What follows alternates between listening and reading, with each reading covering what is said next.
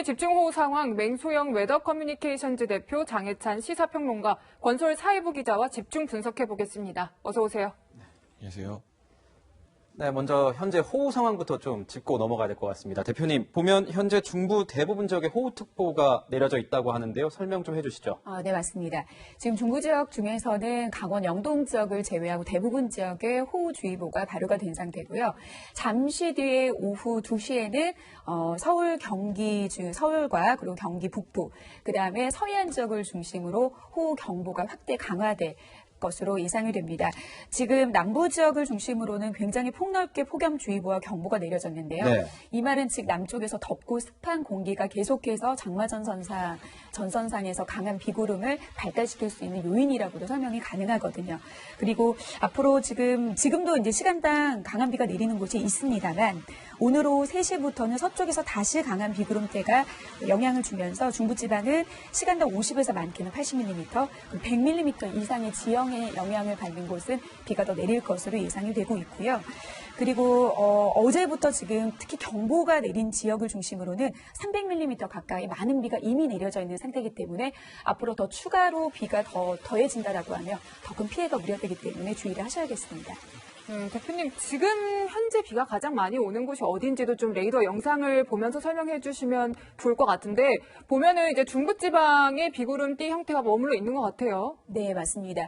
지금 레이더 영상으로 보시면은 붉은색으로 표시되어 있는 부분이 시간당 20mm로 훌쩍 넘는 곳입니다. 보통 일반적으로 우리가 우산이 필요한 정도의 강도라고 하면 시간당에 10mm 비가 되는데요.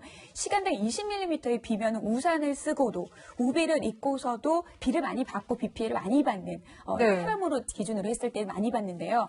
시간당 30mm 이상의 비를 보통은 집중호우라고 정의를 하고 있고 폭우라고 정의를 하고 있는데 시간당 30mm 이상의 비가 2-3시간만 지속이 돼도 침수 피해는 당연하게 발생을 합니다. 근데 문제는 지금 폭넓게 녹색 아니면 푸른색으로 보여지는 지역이 좀 폭넓게 분포하면 좋겠지만 지금 호우주의보가 내려져 있는 강원 영서 지역에는 또 비가 오지 않고 있는 곳이 있는데 지금 직경 한 20에서 40m만 살짝 떨어진 지역도 보면은 시간당 거의 한 50mm 이상에, 그러니까 이 집중호우라는 성격이 시간과 공간적인 집중도가 높다라는 게 특징이기 때문에 이들 지역의 비가 앞으로도 계속 약간의 그 지역에서 움직이는 선안에서의 비의 강도를 좀 뿌릴 것으로 보여서 이들 지역에 계신 분들은 좀 일단은 피해가 있지 않도록 대피하시는 게 가장 좀 좋은 방법일 것 같습니다. 네, 방금 대표님께서도 말씀하셨지만 오후에도 계속 비가 많이 내릴 것 같다 이렇게 예상을 해주셨는데 건설 기자 좀 물어보겠습니다.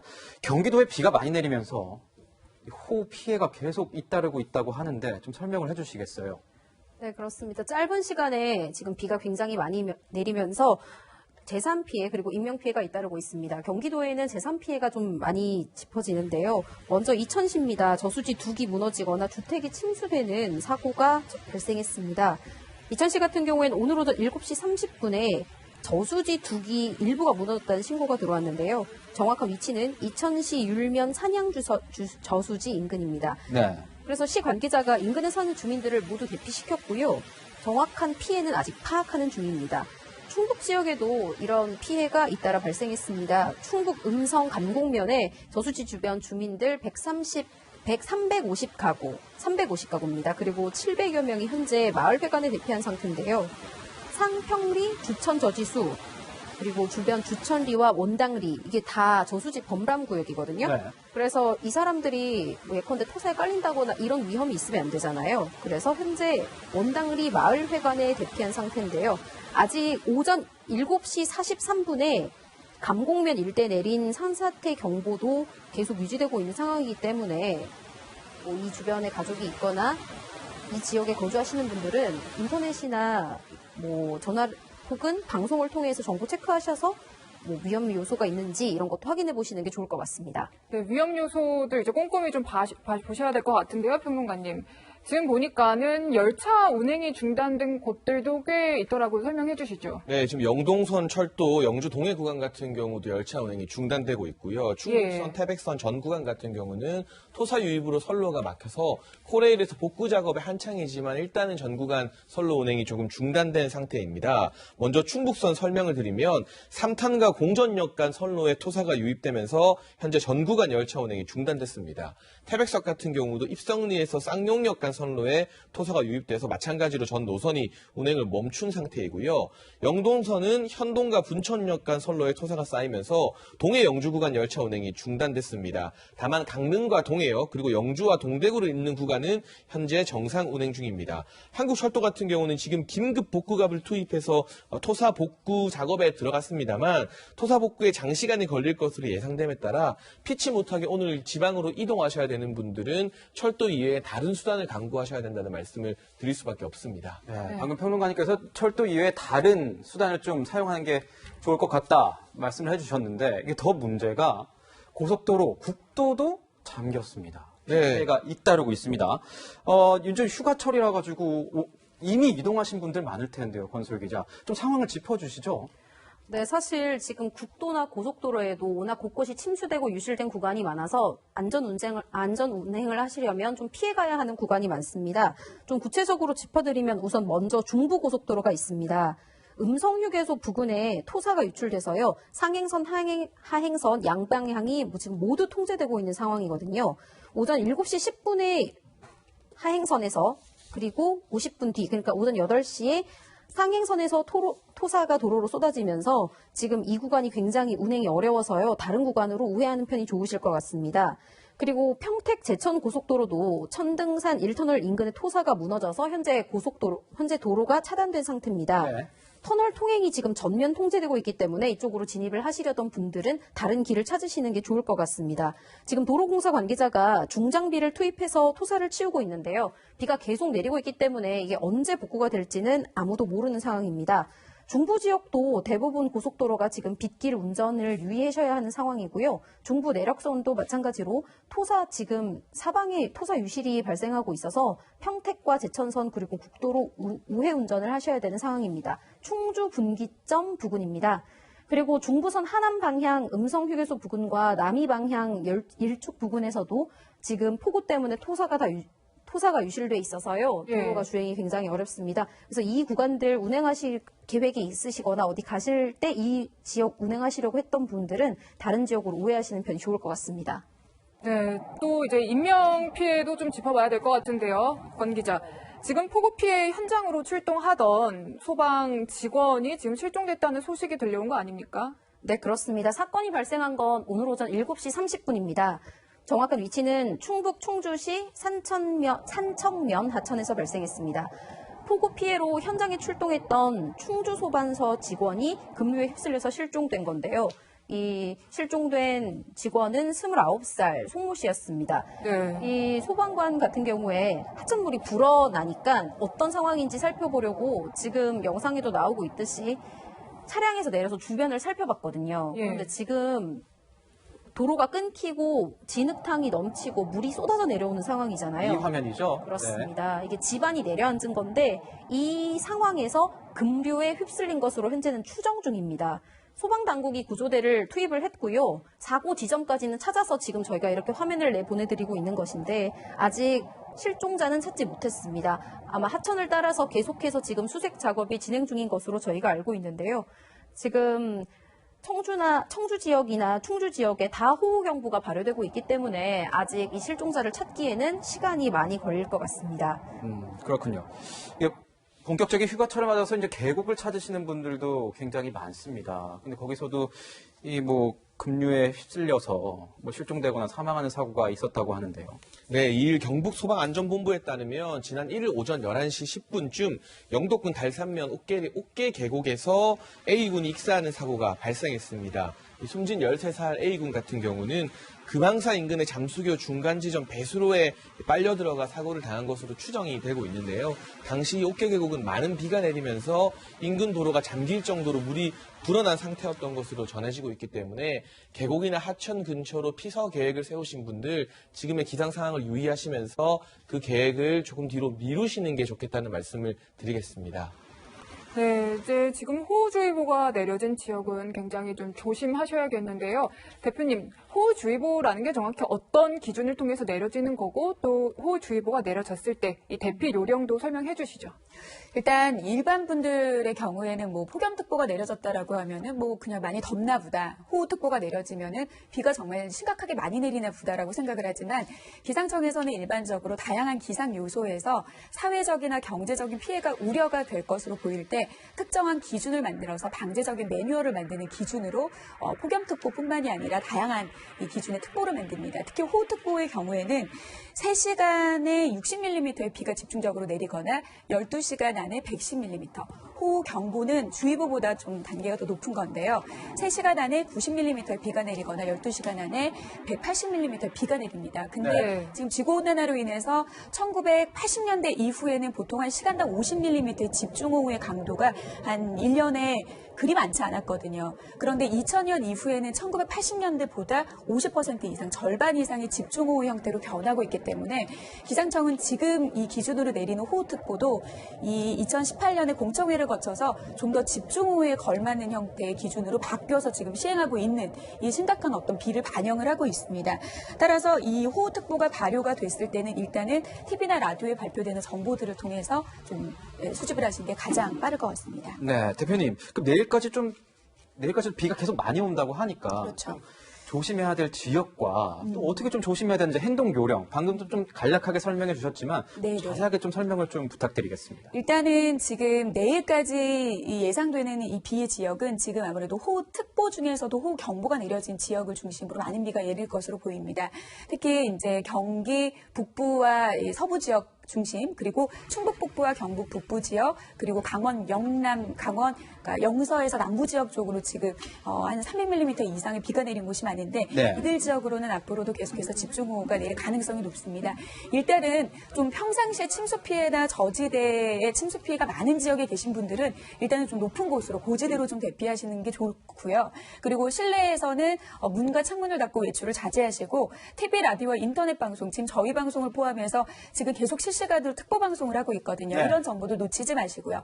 그리고 하천변이나 해안가 등 침수 위험 지역에서는 사람뿐만 아니라 차량도 좀 이 집중호우라고 하는 거는 계속적으로 강한 강도가 비가 내리는 게 아니기 때문에 좀 빗줄기가 약간 좀 잦아졌다. 이게 한 몇 시간 정도 유지가 될 것으로 보인다라고 할 때 좀 주변 지역을 틈틈이 점검하는 것도 좋고요.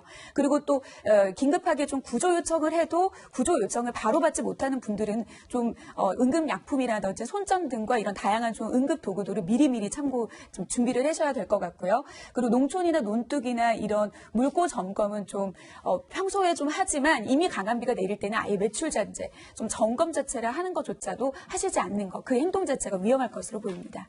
네, 대표님 지금 이 비가요 다음 주 내내 이어질 전망이라고도 하는데 앞으로 비가 얼마나 더 올지도 궁금하고 동시에 다음 주 이번 주 날씨도 한번 짚어주시죠.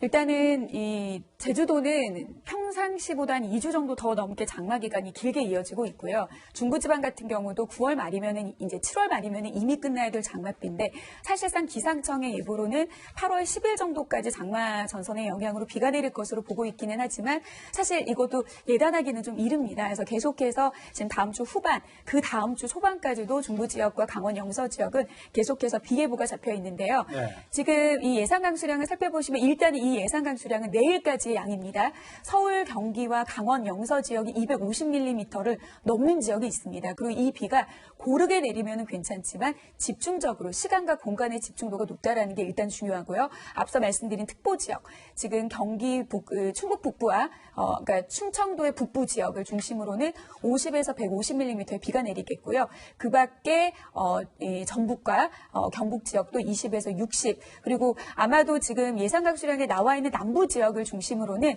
이 장맛비라기보다는 이미 이 폭염의 영향이 이어지고 있기 때문에 이 폭염으로 인한 소나기의 강수량으로 보시면 될 것 같습니다. 네. 이거 보면은 지금 상황에서 또 태풍이 혹시 오지는 않을까 좀 걱정이 되는 상황입니다. 오게 되면은 올해 첫 태풍이 되는 건데 지금 저 먼 바다에서 하구핏, 채찍질이라는 뜻의 하구핏 태풍이 다가온다 이렇게 하고 있는데 우리나라 영향을 받을 가능성이 있습니까? 일단은 지금 우리나라에 영향을 받을 가능성은 상대적으로 직접적인 영향은 적습니다. 하지만 이 태풍을 예의주시해야 될 이유는 태풍에서 만들어진 다량의 수증기가 우리나라로 유입이 되면 지금 이 장마전선, 이 북쪽의 찬 공기와 남쪽의 덥고 습한 공기가 강하게 대립을 하면서 좁은 구역에 많은 양의 비가 내리는 건데 여기에 수증기가 더해진다라고 하는 거는 이 비가 더 강하게 발달할 가능성이 높거든요. 그래서 보시는 화면처럼 지금 뭐 소멸이 되는 어떤 지역이 우리나라 지금 그러니까 북한 지역으로 예상을 되고 있기는 하지만 네. 이게 직접적인 태풍의 피해라기보다는 다량의 수증기 유입 정도로 보시면 될 것 같고요. 지금 이 태풍의 발생도 좀 이례적인 게 평년 한 이맘때쯤이면은 그래도 10개 가까이 발생을 해야 되는 태풍이 7월 말과 8월 초에 2개가 갑자기 발생해서 4개 정도면은 사실 이 태풍의 발생 정도도 평소에 발생하는 수준 안에서 발생하지 않는다는 부분에서 좀 걱정스럽기는 합니다. 그렇군요. 네, 이제 지금부터는 올해 장마 유형에 대해서 좀 집중적으로 또 분석을 해보겠습니다. 저 권 기자한테 물어볼게요. 지금 특징이 단시간에 또 국지성 호우가 기습적으로 퍼붓고 지나가는 곳들이 꽤 있어요. 네, 그렇습니다. 죄송합니다. 저희 우리나라에서 이때까지 관찰해왔던 모습과는 조금 다른 모습이 감지되고 있는데요. 그래서 이번에는 뭐 야행성 강수다, 국직성 폭우다 이런 명칭까지 새로 정해져서 지금 명명이 되고 있을 정도입니다. 열대기후에서 스콜이라는 게 있잖아요. 짧은 시간 특정 지역에 폭풍, 소나기가 마구마구 때려지는 경우요. 이런 게 지금 우리나라에서도 이번 태풍에 관찰되고 있는 모습입니다. 뭐 그것 때문에 지금 피해 입은 지역도 상당히 많은데 예컨대 대전이라든지 부산 같은 큰 도시에도 뭐 지하 차도가 침수되면서 사람이 숨진다든지 아니면 도로 전체가 잠긴다든지 이런 모습이 관찰돼 왔습니다. 또 뭐 물바다다 이런 식으로 묘사하시는 분들도 많았는데요. 도로를 물바다로 만드는 그런 게릴라성 호우도 점점 늘어나고 있습니다. 그런데 아무래도 이게 좀 원인을 분석을 해볼 필요가 있을 것 같아서 제가 좀 찾아본 부분이 있는데요. 네. 야행성 강수다. 새벽 시간에 준비를 못했는데 비가 왔다. 그래서 피해를 입었다. 이런 피해 증언도 많이 나오고 있잖아요. 제가 오전에 기상청에 문의를 해서 보니까 이게 원인이 어떤 거냐, 어디서부터 짚어야 되나라는 이런 문의를 했어요. 낮과 밤에 일단 기온 차이부터 짚어봐야 된다라고 말을 했는데요. 이게 밤이 되면 우리나라에서 지금 CG를 저희가 삽입을 했는데 화면에 뜨고 있잖아요. 그 해상, 남쪽 해상에서 강한 바람이 들어옵니다. 바람이 불어오면서 이 빗속에 있는 수증기와 만나게 되는데 밤에는 햇볕이 없고 열이 없잖아요. 네. 그러다 보니까 이 수증기와 바람이 만나서 비가 되는 거예요. 예컨대 저희가 커피 들고 있으면 따뜻한 공기가 위로 올라오잖아요. 네. 그런 식으로 따뜻한 공기가 위로 올라오고 찬 공기는 내려오는 이런 상황이 밤에는 더 많이 활발하게 이루어진다고 하는데요. 그러면서 구름이 불안정해진다고 설명을 하더라고요. 이거를 스스로 발전한다고 해서 발전기 효과라는 말씀도 하셨는데요. 그러니까 구름이 워낙에 안에 상황이 불안정해지다 보니까 찬 공기, 따뜻한 공기가 오가면서 구름의 규모가 커지는 거예요. 그러면서 이 비가 쏟아지는 건데요. 이 낮과 밤의 기온 차이가 굉장히 커지고 기후가 변화한다 이런 분석까지 지금 나오고 있는 상황이라서 이번에 열대성 기후인 스콜 같은 느낌이 아니냐, 야행성 강수 때문에 피해가 보는 것 아니냐, 그리고 국지성 폭우가 내리는 것 아니냐 이렇게 용어가 명명되고 있는 상황입니다. 네, 야행성 폭우다 뭐 이렇게 얘기가 나오고 있는데 장마 이렇게 길어지고 있지 않습니까, 대표님? 네. 이 장마 도대체 언제 끝나는 거냐? 진짜 그리고 작년에 장마가 이렇게 길었었나? 이렇게 궁금해하시는 분들이 있어요. 긴 겁니까? 언제 끝나는 겁니까? 그리고 제가 이런 앵커님의 질문에 요즘에 장난스럽게 받아들이실 수도 있는데 잘 모르겠습니다라는 말을 정말 많이 하거든요. 네. 그러니까 이게 사실 기상청에 계신 분들도 많은 예보관님이 답이 되실 게 사실 우리가 경험이 굉장히 소중하다라고 하는 게 뭐냐면 과거의 경험으로 인해서 미래에 좀 뭔가 선택을 하는 데 있어서의 과거의 경험 자료가 도움이 되거든요. 근데 지금 날씨의 패턴 자체가 2018년에는 기록적인 폭염을 겪었죠. 그리고 지난해죠. 2019년에는 기록적인 태풍. 한 해에 2-3개 정도 발생을 해야 하는데 무려 7개나 영향을 받았고요. 그리고 올해에는 또 뜻하지 않았던 기록적인 장마입니다. 그러니까 과거의 이 경험상의 패턴에서 벗어난 형태로 이어지고 있는 게 일단은 특징인데요. 지금 보통은 지금 제주도 같은 경우에는 6월 한 19일 정도 시작이 돼서 한 7월 21일경 끝나서 32일 정도 이어져야 될 장마가 올해는 무려 48일 정도 이어졌고요. 지금 남부지방도 6월 23일에서 7월 24일 사이에 끝나야 될 장마가 무려 한 일주일 정도 더 길게 이어졌습니다. 그리고 중부지방은 시작은 6월 24일에 평년만큼 시작은 하긴 했지만 지금은 거의 끝이 보이지 않습니다. 그러니까 이거는 지금 중부지방의 장마가 가장 길게 이어졌을 때 일수가 한 47일이거든요. 근데 만약에 현재까지 기상청 예보대로 8월 10일날 장마가 끝난다라고 하면 한 46일 정도 돼요. 그러니까 완전한 기록을 깨는 거는 아니지만 거의 기록에 준하는 수준인데 네. 이번 장마의 특징은 좀 자료를 살펴보니 좀 과거에는 장마가 이렇게 47일까지 길었던 패턴이 사실 좀 일찍 시작해서 좀 평소보다 좀 한 일주일 정도 늦어진 정도였는데 예. 지금 올해 같은 경우에는 제주도도 그렇고 중부지방도 그렇고 7월 말 전에는 끝나야 될 장마가 8월 중순이 가까워질 때까지 이어진다라고 하는 거는 8월 후반부까지 이어지는 이런 어떤 특이한 특징을 볼 수 있고 그리고 8월 같은 경우에는 이미 기온이 올라가 있는 상태거든요. 네. 그리고 습도가 높아졌고 앞서 기자님께서도 말씀해 주셨지만 이 기온이 높게 되면 기온 안에 품을 수 있는 수증기량이 많아지는데 수증기가 많다라고 하는 것은 비구름을 붙여서 더 많은 비가 내릴 수 있는 이 비구름을 커지게 만드는 효과를 만드는 거죠. 그래서 과거에는 좀 이른 장마가 시작이 돼도 어떤 집중호우의 피해가 크지 않았던 반면에 8월까지 이어지는 긴 기간의 장마, 그러니까 뒤쪽 8월로 이어졌을 때 집중호우의 피해가 더 크지 않나라는 생각을 하고 있습니다. 네, 피해 우려해 주셨는데 장마가 굉장히 길 걸로 지금 전망이 되고 있는 거잖아요, 평론가님. 이 긴 장마가 끝나면 찾아올 더위가 두려운 거예요. 폭염에 대한 걱정이 굉장히 큰데 어떻게 보세요? 네, 아무래도 긴 장마가 끝나는 8월 중순 이후에는 제주와 남부지방을 중심으로 폭염 예보가 우려되는 상황인데요. 예. 사실 폭염 같은 경우는 최고 기온이 33도를 넘게 되면 폭염으로 기록이 됩니다. 2016년에는 16.8일, 그리고 2018년에는 14.3일, 2019년에는 9.2를 기록했는데 사실 8월 15일 우리가 뭐 말복이라고 부르는 절기가 지나게 되면 폭염이 어느 정도 한풀 꺾이는 게 일반적인 모습인데 올해 같은 경우는 장마가 예년보다 길어지게 되면서 이 더울 수 있는 폭염이 우려되는 날짜 자체는 아무래도 조금 줄어든 게 사실입니다. 그러나 대다수 기상 전문가들이 작년과 비슷한 수준, 이제 열흘 안팎의 폭염이 있을 것으로 전망을 하고 있고요. 예. 일자가 중요한 것이 아니라 아무래도 이 폭염에 취약한 분들 같은 경우는 철저히 대비를 하셔야만 장마 이후에 추가 피해를 또 막을 수 있는 부분이고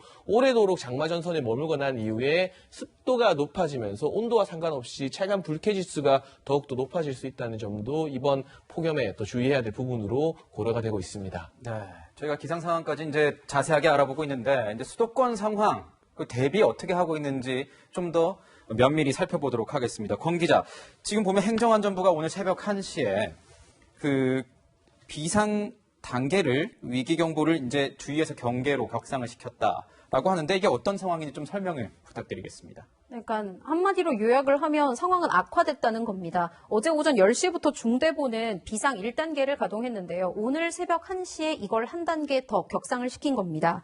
무슨 일이 있었냐면 충북과 경기 그리고 강원 지역에 호우주의보가 내려졌어요. 그러니까 호우경보가 내려졌습니다. 이 호우경보가 내려진 지역이 많아지면서 단계가 상향됐다. 네. 한마디로 대비하고 조심해야 해서 살펴봐야 된다는 지역이 많아졌다라는 건데요.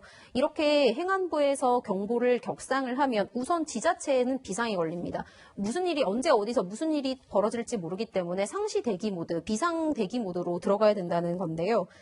실시간 기상 상황을 잘 챙겨봐야 되는 것은 물론이고 이제 피해 우려 지역으로 예상되는 곳, 이 주민들에게도 안내 문자가 간다든지 아니면 사전 대피를 하게끔 한다든지 이런 조치가 취해집니다.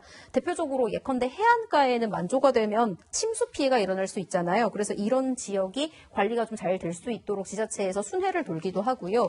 뭐 안전 대피 문자를 보내거나 마을회관으로 대피하라고 요청을 하기도 합니다. 그리고 이 중대본 비상 단계 격상과 함께 산사태주의보도 지금 여러 지역에 내려져 있어요. 예. 산사태 위기 경보도 주의 단계로 상향돼 있는 상황인데요.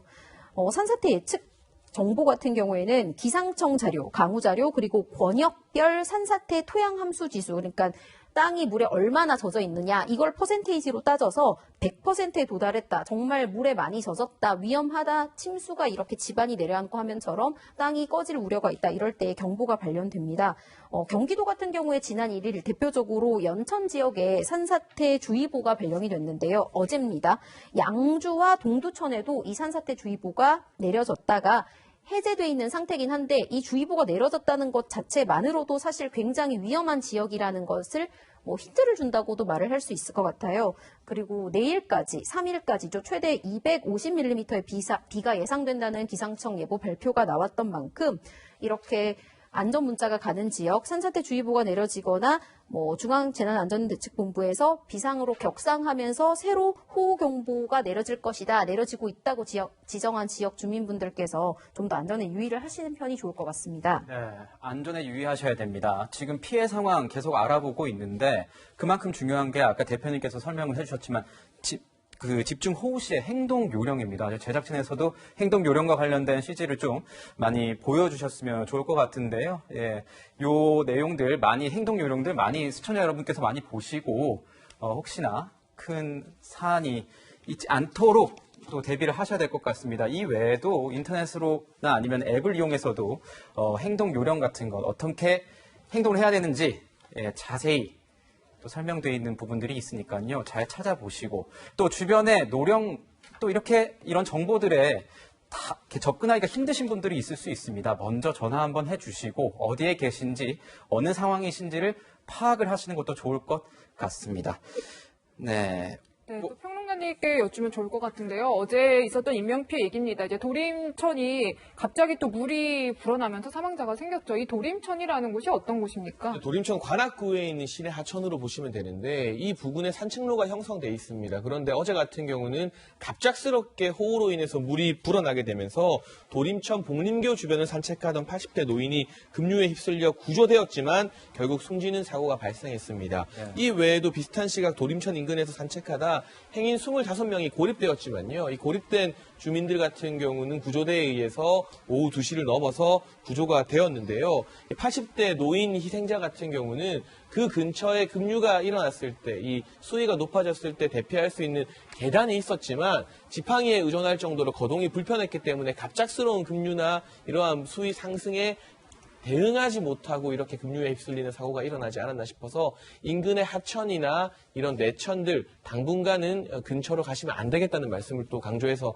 드려야겠습니다. 네, 평론가님 보면은 이게 강남역이 또 침수가 되지 않았습니까? 저는 이걸 보면서 왜 매년 이런 일들이 계속 반복이 되는가? 인터넷에서는 보니까 강남 무슨 워터파크 이런 약간 비판적인 성격이 담긴 이런 단어까지 막 나오더라고요. 네, 사실 강남역 같은 경우는 주변보다 지대가 낮기 때문에 상습 침수 지역으로 손꼽히고 있는데 이제 트위터와 같은 소셜 네트워크 서비스에 강남역 일대에 지금 물이 역류하고 침수되는 영상, 사진 등이 많이 올라와서 또 화제가 됐습니다. 집중호우가 퍼부어지자 또 맨홀 뚜껑 하나가 빠지면서 일대 도로가 어제 오후 1시부터 침수가 된 것인데요. 당시 이곳에는 호우경보가 발효돼 있었고 시간당 30mm가 넘는 폭우가 내리고 있습니다. 사실 강남 같은 경우는 워낙 이러한 침수 사고가 자주 발생하기 때문에 2년 전에도 관련된 시설물을 복구하는 작업이 있었습니다만 올해 역시나 이 맨홀 뚜껑이 역류하는 것을 막지 못해서요. 매년 지자체 차원의 각별한 관심과 이 재해 대비가 더욱더 요구되는 그런 지역이라고 할 수 있겠습니다. 네, 이제 이런 긴 장마가요, 앞으로 흔해질 수도 있다는 분석도 나오는데, 대표님, 마지막으로 이 장마철 건강 챙길 수 있는 꿀팁 좀 전해주시죠. 앞서 그 폭염특보 관련해서도 말씀을 해주셨는데 이 폭염주의보 기준도 올해 좀 새롭게 바뀌었습니다. 이 체감하는 더위의 기준으로 바뀐다는 거거든요. 그러니까 그만큼 습도가 높아지는 여름철, 특히 한여름철에는 기온과 함께 습도가 높아지면은 이 체내의 열을 밖으로 빼지 못하는 그런 작용까지 하기 때문에 실제 느끼는 더위가 더 큽니다. 그래서 폭염이 좀 이어질 때에는 좀 폭염에 좀 취약한 어르신분이나 어린이들의 건강을 챙기는 건 당연하고요. 그리고 습도가 이미 높아졌기 때문에 비가 많이 오지 않아도 입소를 좋아하는 세균성 질환의 확산이 좀 많아질 수도 있습니다. 그래서 평소 좀 청결과 함께 이런 세균 번식과 음식물 섭취라든지 이런 다양한 부분에서도 좀 신경을 쓰셔야 될 것 같고요. 그리고 폭염이 또 시작이 된다고 하면은 많은 분들이 비는 내리지 않는다고 또 폭우에 대한 그 긴장감을 좀 놓으시는 경우들이 있거든요. 근데 8월은 이 기후변화로 인해서 2000년 이후부터 장마가 끝나고 나서도 이번과 같은 집중호우의 형태, 앞서 말씀하신 것처럼 이 동남아 지역의 스콜성 강우 형태가 내리는 빈도수가 많아지거든요. 그래서 폭염과 함께 또 폭우에 대한 대비도 부지런히 하셔야겠습니다. 예, 이렇게 호우 상황과 관련돼서는 저희가 뉴스 계속해서 그 호우 상황 설명 전해드리도록 하겠습니다. 네, 지금까지 맹소영 대표 또 건설 기자와는 여기서 인사 나누겠습니다. 감사합니다.